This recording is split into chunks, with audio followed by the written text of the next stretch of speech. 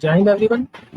तो डिटर्मिनेंट का हमारा लास्ट लेक्चर बचा हुआ है। देन इसके बाद हम पीवाई की जो आए हुए मैट्रिसेस एंड डिटर्मिनेंट के उनको सॉल्व करेंगे। तो यहाँ पर कुछ क्वेश्चंस है एंड देन लास्ट में हमारे पास एप्लीकेशन ऑफ डिटर्मिनेंट है, जो आप बेसिकली पढ़ ही चुके हो, लेकिन ये पता होना चाहिए कि हम डिटर्मिनेंट पढ़ क्यों रहे हैं। तो क्वेश्चन से स्टार्ट करते हैं। हर एक वेराइटी का एक एक क्वेश्चन है। कहाँ से प्रैक्टिस करें? आपकी एनसीईआरटी में बहुत क्वेश्चन है। एनसीईआरटी कम पड़ जाती है, आपके पास आरडी शर्मा में क्वेश्चन है। आरडी शर्मा भी अगर आप लोगों ने कर लिए तो प्रीवियस ईयर क्वेश्चन उठाओ, उसमें डिटर्मिनेंट के क्वेश्चन बहुत है। इतना इनफ होता है। ठीक। तो दी वैल्यू ऑफ दिस डिटर्मिनेंट, सबसे पहली चीज आप ये देखो, क्या किसी भी रो या किसी भी कॉलम में कोई चीज कॉमन है? तो हम कहेंगे कोई भी चीज कॉमन नहीं है। देन हमारा मेन टारगेट होता है कि कुछ ऐसा बना लिया जाए डिटर्मिनेंट में कि कॉमन निकल जाए। जैसे अगर आपको दिख रहा है कि अगर मैं इन दोनों कॉलम्स को आपस में ऐड कर दूं तो मेरे पास a प्लस बी प्लस सी देखने के लिए मिलेगा। हर एक कॉलम में देखो, यहाँ पर a है, यहाँ b है, यहाँ c है, यहाँ भी a है, b है, c है, इधर भी a b एंड c। तो मैं क्या चेंज करने वाला हूँ? मैं C2 में चेंज करने वाला हूँ कि C2 प्लस C3। मतलब C2 में मैंने क्या चेंज करा कि C2 और C3 को मैंने ऐड कर दिया। अब क्योंकि मैंने केवल C2 में चेंज किया है तो पहला कॉलम और लास्ट वाला कॉलम ये दोनों जैसे हैं, ये एज इट इज ऐसे ही रहेंगे। चेंज किस में हुआ है? केवल सेकंड कॉलम में। तो सेकंड कॉलम में क्या काम करना है कि सेकंड और थर्ड कॉलम को ऐड कर देना है। So we have a plus B plus c, there is also a plus B plus c and a plus B plus c. Now clearly आपको दिख रहा है कि इस कॉलम में से a plus B plus C common आ जाएगा बाहर, और अब डिटर्मिनेंट आपका 1 1 1 1 1 1 and here we have b plus c plus a and a plus b। तो हमने एक चीज पढ़ी कि अगर किसी भी डिटर्मिनेंट में कोई भी दो रो या कोई भी दो कॉलम आइडेंटिकल हो गए, यानी एक जैसे दिख गए, तो उस डिटर्मिनेंट की वैल्यू कितनी होती है? b।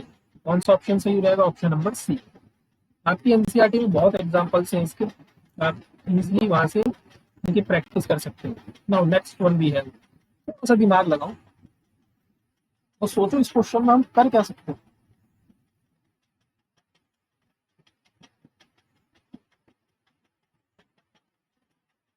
अगर आप ध्यान से चीजें नोटिस करो, देखो सबसे पहले तो यही देखो कुछ कॉमन है या नहीं है। कुछ कॉमन अगर आ रहा है तो उसे बाहर निकालो। अगर कुछ कॉमन नहीं है तो कोशिश करो कि कुछ ऐसा बन जाए कि कोई भी दो रो या कोई भी दो कॉलम्स आइडेंटिकल बन जाए। ऐसा भी कुछ नहीं हो रहा है तो आप फिर बेसिकली नंबर ऑफ वन बनाने की कोशिश करो कि ज्यादा से ज्यादा किसी भी एक रो या किसी भी एक कॉलम में वन आ जाए। क्यों? क्योंकि उससे जीरो बनाने आसान होता है। ठीक।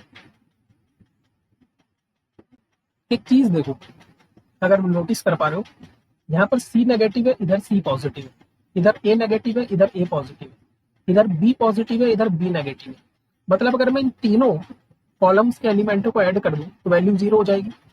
सिमिलर आप आगे भी चेक करो, यहाँ C positive C negative, B positive B negative, A positive A negative, again zero. यहाँ भी A positive A negative, B negative B positive, C negative C positive. तो बेसिकली हम क्या काम करने वाले हैं, हम C1 में चेंज करो, चाहे आप C2 में चेंज करो, चाहे आप C3 में चेंज करो, हम C1 में चेंज कर रहे हैं कि हम सारे एलिमेंटों को ऐड कर दे रहे हैं, सारे कॉलम्स को आपस में ऐड कर रहे हैं। तो जैसे ही हम ऐड करेंगे इधर भी जीरो मिलेगा, इधर भी जीरो मिलेगा, इधर भी जीरो मिलेगा, और बाकी एंट्रीज आपको लिखने की जरूरत है भी नहीं, क्योंकि आपको पता है कि एक भी कॉलम या एक भी रो अगर किसी डिटर्मिनेंट की जीरो बन गई तो उस पूरे डिटर्मिनेंट की वैल्यू क्या हो जाएगी? जीरो हो जाएगी। तो again option number b is correct. Next आगे बढ़ते हैं। अगेन आप वीडियो पॉज करो, थोड़ा सा दिमाग खर्च करो कि क्या किया जा सकता है इस क्वेश्चन में।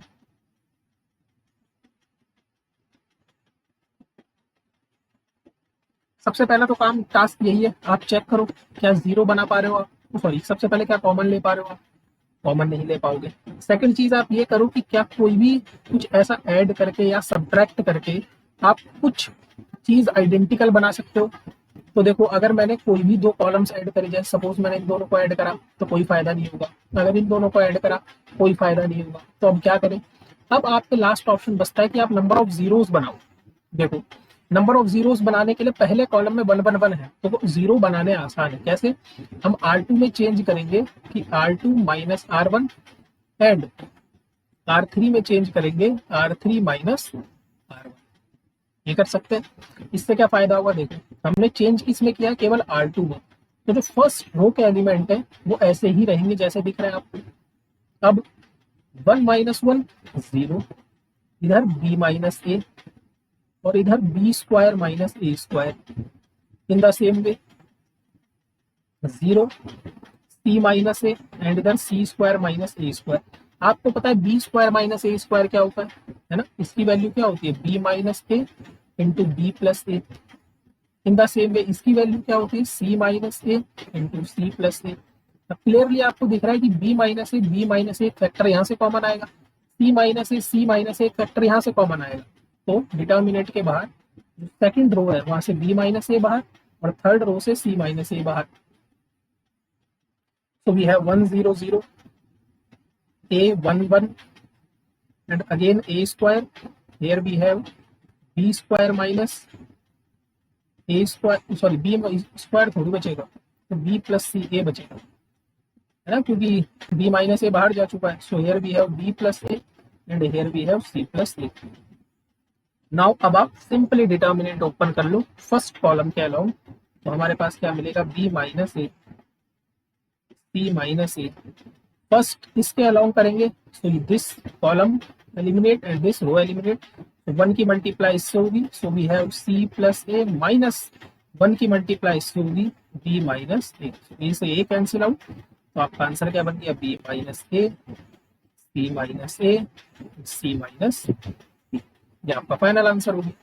ठीक, सो आपके पास 2-3 ही तरीके हैं, और इन केस अगर आपको ये 2-3 तरीके नहीं चमक रहे हैं एग्जाम में, तो कोशिश करो कि उस चीज को स्किप करो, ज्यादा उसमें टाइम वेस्ट मत करो।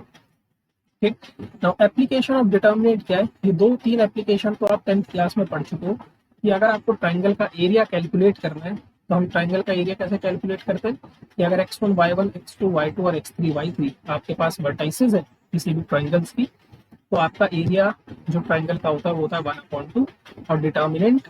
ठीक, अगर ये तीनों पॉइंट कोलिनियर हो गए, कोलिनियर मतलब देखो कोई भी ट्राइंगल तब बनता है जब आपके तीनों के तीनों पॉइंट कोलिनियर ना हो, एक ही लाइन में नहीं होनी चाहिए, तभी तो आपका ट्राइंगल बनेगा। तो इसका एरिया कुछ ना कुछ निकलेगा, है ना, ये कुछ एरिया निकलेगा। लेकिन अगर इस पॉइंट को उठाकर मैं यहाँ ले आया, मतलब मैंने तीनों के तीनों पॉइंट एक ही लाइन पर कर दिए, तो अब तो कोई ट्राइंगल बनेगा नहीं, और ट्राइंगल नहीं बनेगा तो इसका मतलब उसका एरिया कितना आएगा, 0। तो कोई भी 3 पॉइंट आपस में कोलिनियर होंगे अगर उसका एरिया कितना है, 0। नेक्स्ट एप्लीकेशन भी आप पढ़ चुके हो उसी में 10th क्लास में, कि अगर मुझे इक्वेशन फाइंड आउट करनी किसी लाइन की जो 2 पॉइंटों से होकर जा रही है, तो हम कैसे कैलकुलेट करते हैं, एक पॉइंट हम अपनी तरफ से एक्स्ट्रा x, y अज्यूम कर लेते हैं और ट्राइंगल का एरिया 0 के बराबर इक्वेट कर लेते हैं। और फोर्थ एप्लीकेशन जो आपके पास है 12th क्लास में, वो है सिस्टम ऑफ लीनियर इक्वेशन, जो हमने मैट्रिसेस में अपनी कंप्लीट कर ली। तो डिटर्मिनेंट आपका कंप्लीट हो चुका है, मैट्रिसेस आपकी कंप्लीट हो चुकी है, एक टॉपिक आपका कवर हो चुका है। अब प्रीवियस ईयर में मैं आपको ये दिखाऊंगा जो जो चीज आपने पढ़ी है वो सब cut to cut point to point पढ़ी है, कोई भी extra hit and trial method का यूज नहीं करेंगे, कॉन्सेप्चुअली चीजों को समझेंगे और कॉन्सेप्चुअली ही हम क्या करेंगे, आंसर्स पर टिक करेंगे। सो मिलते हैं नेक्स्ट सेशन में PYQ के साथ, तब तक के लिए जय हिंद जय भारत।